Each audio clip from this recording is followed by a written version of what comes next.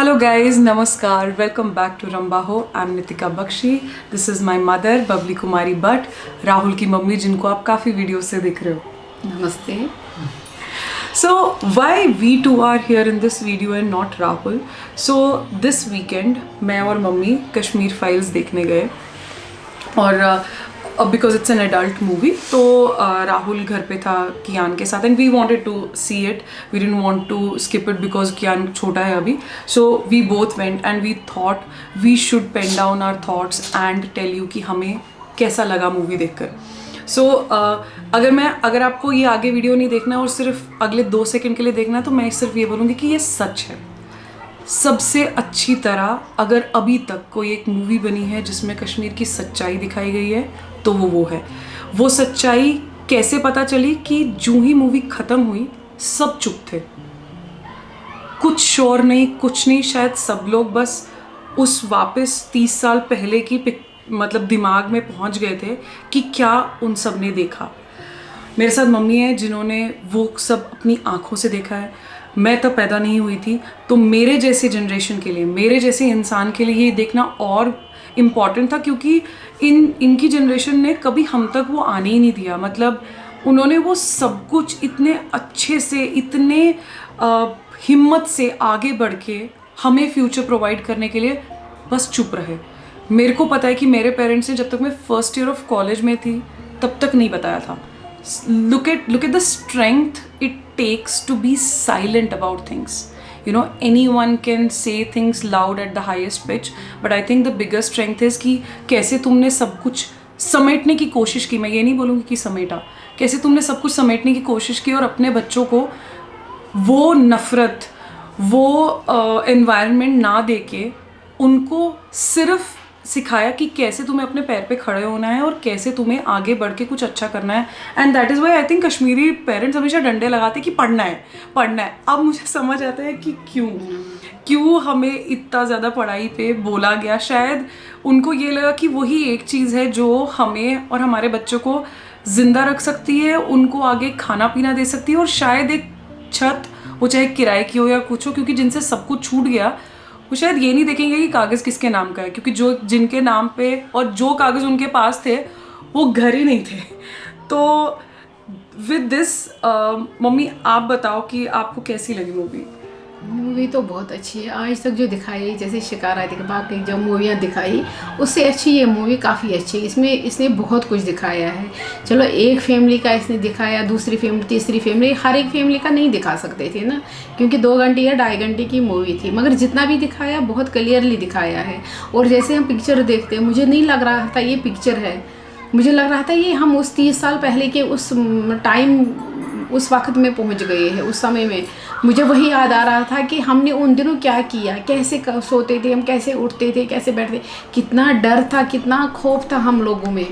और वही लोग कहते नहीं आप ऐसे आए हो, मतलब जब हमें अब बोलता है ना कोई, नहीं आपको तो जगमोहन ने भगाया यहाँ से या और किसी ने, गवर्नमेंट ने, हमें वो नहीं पता है. हमने जो अपनी आंखों से देखा कैसे हमें भगाया गया वहाँ, कैसे हमें निकाला गया, हमें तो वही मंजर याद आ रहा था. हमारे आंसू नहीं रुक पा रहे थे, आंसू क्या वो भी सूख गए थे बराबर. हमें बहुत हार्ट टच हो रहा था ये सब कुछ देख के, बहुत फील हो रहा था.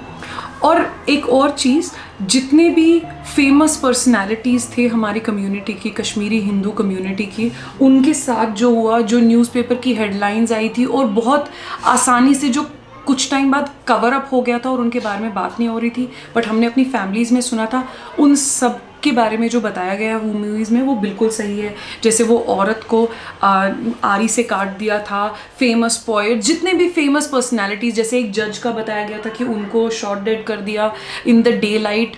वो सब चीज़ें कहीं ना कहीं वाक्यों में, कहीं ना कहीं घर के शाम को जब ऐसे डिस्कशंस होते थे मैंने सुना था.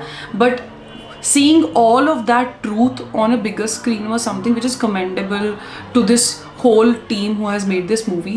हर एक कश्मीरी वहाँ पे जो था वो अपने आप को देख पा रहा था वहाँ पे.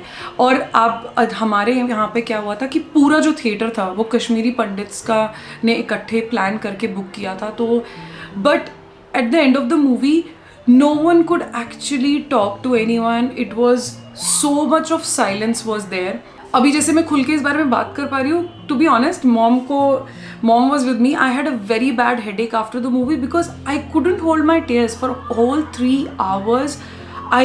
I was just imagining my own people there, my own family. जैसे पहला सीन होता है जिसमें बच्चा क्रैडल में है और उसकी माँ उसको सुलाने की कोशिश कर रही है. मुझे आई डोंट नो व्हाई मेरे को मम्मी और राहुल वहाँ पे इन्विजन हुए, because Rahul was only 1 year old when all of this happened. Mummy कितना बड़ा था राहुल और कितनी थी नेहा? 1 साल का राहुल था और 4 महीने की नेहा थी पेट में. अब जो ये पिक्चर देखी मैंने, मेरा मन करा इतना बाहर किसी से बात करने, मेरा दिल इतना भर गया था, मेरे को लग रहा था जैसे दम घुट गया है मेरा. मेरे किसी से ना बात ही नहीं हो पा रही थी.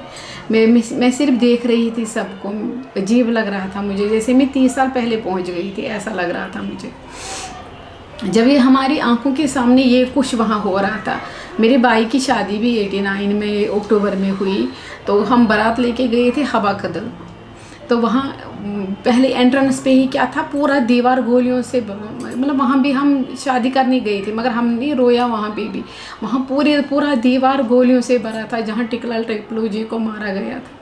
और हम कैसे वहाँ बारात लेके गए, कैसे दुल्हन हमने लाई वो हम जानते. पत्थर पड़ रहे थे गाड़ियों पे, हम चोरों की तरह वो बारात लेके गए. शाम को दुल्हन हमने लाया, जैसे पग फेरे होते हैं वहाँ. पहले क्या होता है कश्मीरी शादियों में, जैसे हिंदू शादी करते हैं उसके बाद उस बहू को हम लाते हैं किसी के घर में. हमने उनको लाया, वहाँ हम किराए पे रहते थे हवा कदल में एक कमरे में, तो वहाँ हमने उसको लाया. जब हम वापस गए वहाँ उनके घर में भी पत्थर पड़ रहे थे. हम फिर वो अंदर गई नहीं, जैसे उसको चेंज करने थे कपड़े, दूल्हे को चेंज करने थे कपड़े, उसको करने थे. फिर हम वापस निकल गए, ऐसा कुछ नहीं हुआ. हमने ऐसे ही दुल्हन को उठा के ले आए उन्हीं कपड़ों में वैसे ही. तो जब हम 89 अक्टूबर की 5 अक्टूबर 89 था उस टाइम.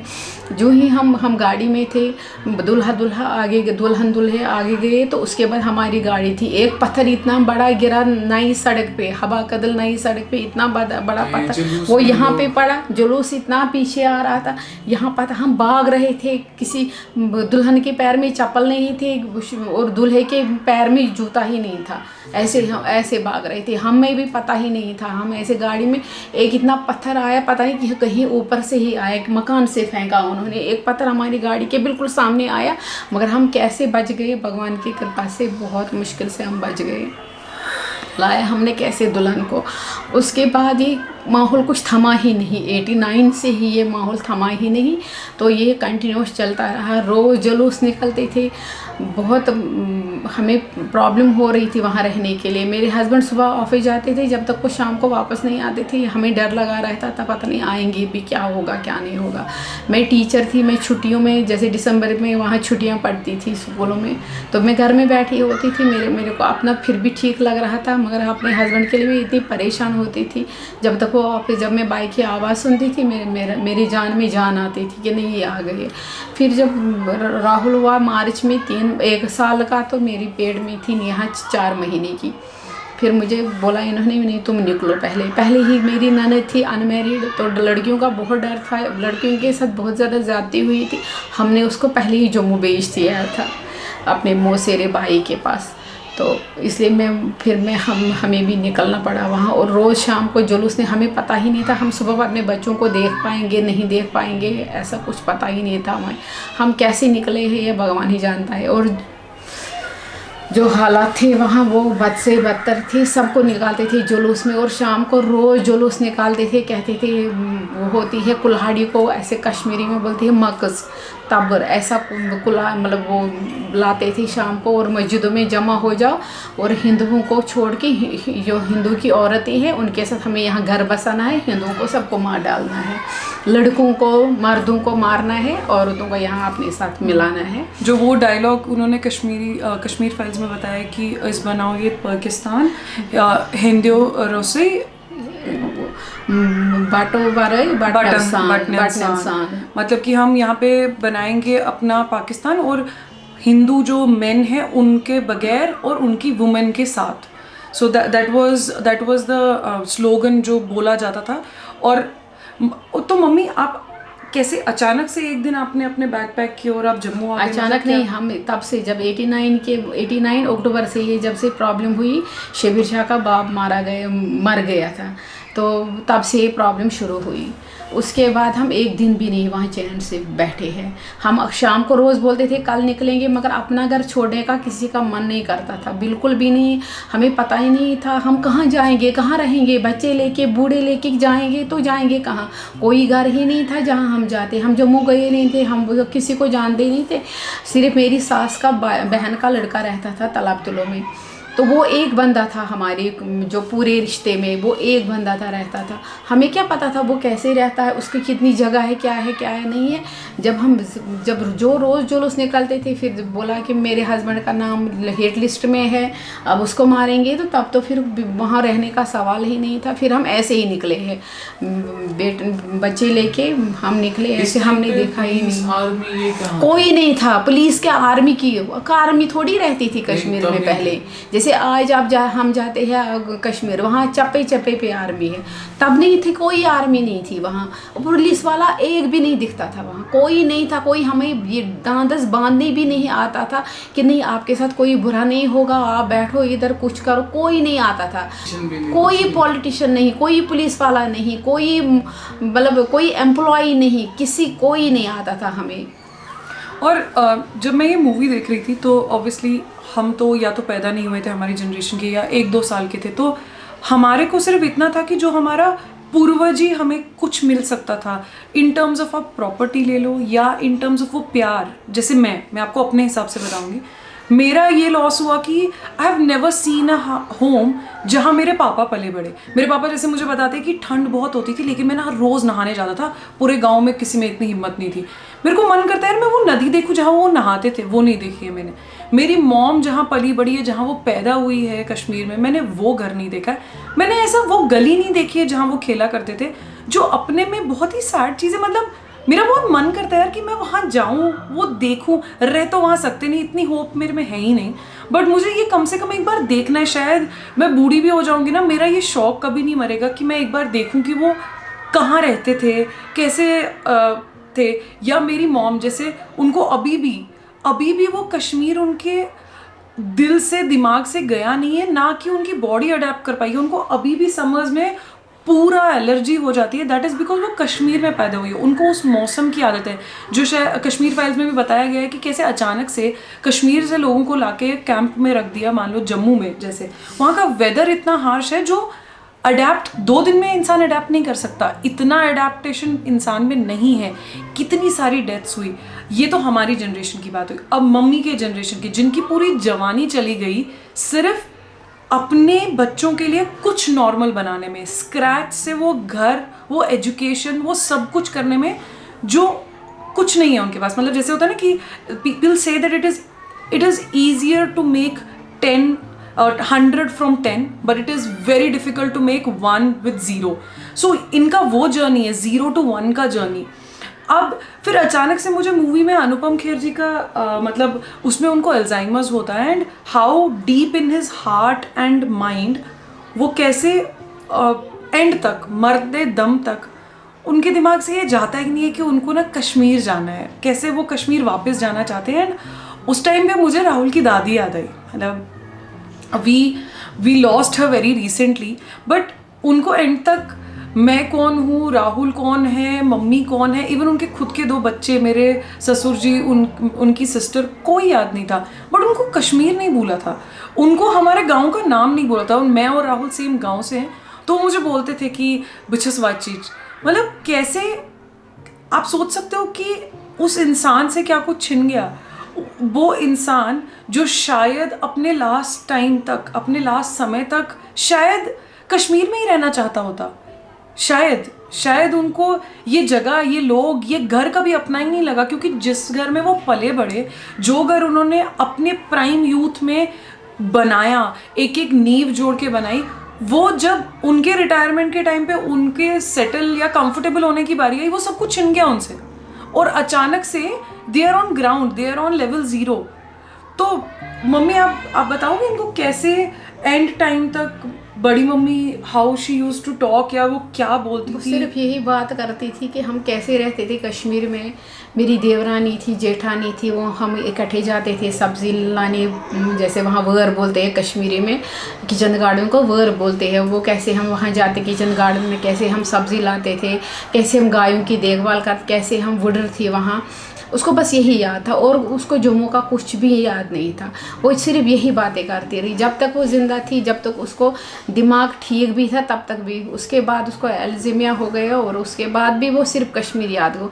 वो भागती थी, हमेशा भागती थी। वो चप्पल उसके हाथ में होती थी, हमेशा चप्पल हाथ में, मुझे कश्मीर जाना है, मुझे अपने घर जाना है। वो कभी नहीं भूली इस बात को। और उसकी फिर कंडीशन इतनी ज़्यादा बुरी हो गई कि भगवान न करे किसी के साथ भी ऐसा हो। मैं ये जानती हूँ कि हम इतने फेमस नहीं हैं कि विवेक अग्निहोत्री जी ये देखेंगे, वो मुझे पता है। बट कभी कभी अगर कैसे वो ये देख ले तो मैं बहुत बड़ा थैंक्स बोलना चाहूँगी उनको, क्योंकि मुझे उस दिन जब मैं थिएटर से बाहर निकली, of course I was emotional, I was crying my eyes out, लेकिन मैं ग्रेटफुल थी आपके लिए कि आपने ये मूवी बनाई और हमारा सच सामने लाया। और दूसरा, मैं अपने पेरेंट्स, अपने इन लॉज और उस सारी जनरेशन को बहुत ज़्यादा ग्रेटफुल हूँ उनके लिए कि उन्होंने हमको बनाया जो हम अभी हैं, जो वैल्यूज़ हमारे अभी हैं, जो एजुकेशन अभी हमें मिली। एजुकेशन सिर्फ स्कूल में ही नहीं मिलती है, जो वैल्यूज़ घर पे इम्पार्ट होते हैं वो बहुत इंपॉर्टेंट होते हैं। And I am proud to say that me, my husband and all my friends who come from this small community Kashmiri Pandits, we are very well valued people and we intentionally और non intentionally we make sure कि हम किसी को harm ना पहुंचाए। जो बचपन से हमें सिखाया गया है, जो मैं बहुत स्ट्रांगली कियान को इम्पार्ट करना चाहूँगी। और मैं ये मूवी मेक श्योर करूँगी कि जब वो 15 साल का हो जाए मैं उसको ये मूवी दिखाऊं और उसको समझाऊं और दिखाऊं कि कैसे हमारे ग्रैंड पेरेंट्स ने और उनके पेरेंट्स ने हमारे लिए क्या कुछ किया, even if things and surroundings and people around them were not too good with them. Thank you so much to all my friends, my very close friends, my colleagues who have reached out to me and said we are so sorry that this all happened to you in past. I mean, उनको पता भी नहीं था. It is all because of this movie, and that warmth, that love is, I'm sure हर किसी कश्मीरी पंडित को वो मिल रही होगी। अनलाइक कुछ कमेंट्स जो हम सब ने अपने कॉलेजेस में सुने। आपको पता है मेरे को कॉलेज में क्या बोलते थे एक बार, I don't know, it is, मैं पूरा ब्लेम नहीं करूँगी, शायद एक्सपोजर उतना नहीं है, बट मैं क्लास में थी तो मेरे प्रोफेसर ने बोला था कि तुम कश्मीरी पंडितों को सीट तो मिल जाएगी बट डिग्री नहीं मिलेगी, तो क्या करोगे उस टाइम पे। And I was just in second year. आप बिलीव नहीं करोगे, मैंने वो क्लास ही अटेंड करना बंद कर दी थी। मतलब मैं बहुत कम उस क्लास जाती थी। आई यूज टू अवॉइड, क्योंकि मुझे बहुत एम्बेरसमेंट लगती थी। Imagine you are an 18-year-old kid, तुम्हारे पास क्या ऐसा दिमाग होगा कि तुम उस बात को अडेप्ट कर पाओ या तुम उसको रिएक्ट कर पाओ या कुछ वापस बोल पाओ। तो वो सब चीज़ें शायद लोग अब बोलना बंद कर देंगे after knowing what has actually happened. I will not blame them 100%, क्योंकि उनको पता भी नहीं है कि क्या हुआ है। ज़्यादा बहुत सारे लोगों को ये सब पता ही नहीं, क्योंकि तब सोशल मीडिया नहीं था, और जो मीडिया थी, प्रिंट मीडिया और जो टीवी मीडिया थी, उन्होंने इस बारे में बोलना ज़रूरी ही नहीं समझा, या तो उनको चुप कराया गया। आई don't know the reality, but the reality is कि ये सच्चाई बाहर नहीं थी, जिसकी वजह से कितने सारे लोगों ने हमें मतलब मजाक में बोलते हैं कि अरे कश्मीरी है, ज़्यादा गुस्सा मत दिलाओ, बॉम्ब फोड़ देंगे। ऐसे बहुत सारों को सुनने को मिला है, which might sound very funny but it's very insensitive. तो all in all, I would say thank you so much for making this movie, and lots of love, strength and blessings from our side to you. Thank you. God bless you.